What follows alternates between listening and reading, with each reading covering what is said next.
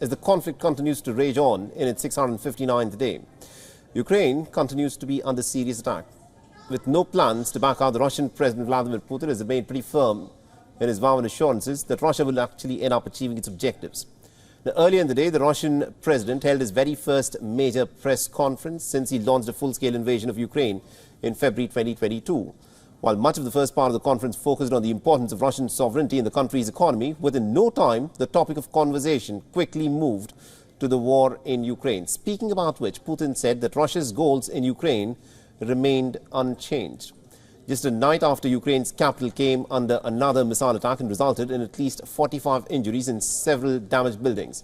The Russian president warned the Ukrainian forces that Russian forces were improving their positions along the front lines, even though a classified U.S. intelligence report had estimated this week that over 300,000 Russian soldiers had been either killed or wounded since the war began.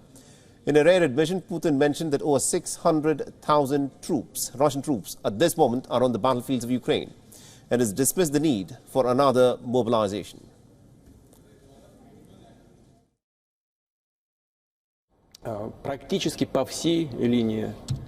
Almost along the entire line of contact, our armed forces, to put it modestly, are improving their position.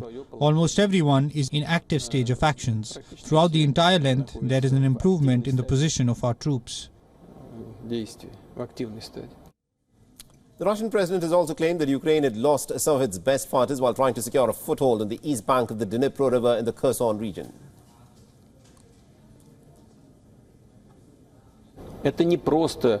If you count how much losses the armed forces of Ukraine have had in 1.5 months, you can imagine how substantial this is. I think this is stupid and irresponsible on behalf of the political leadership of the country, but that's their business.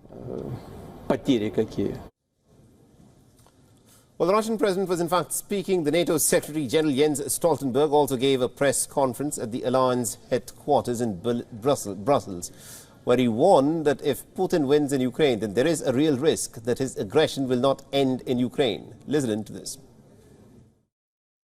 If Putin wins in Ukraine, there is a real risk that his aggression will not end there. Our support is not charity, it is an investment in our security.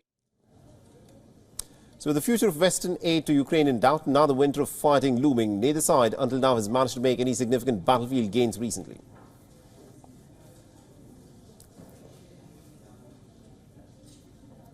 WION is now available in your country. Download the app now and get all the news on the move.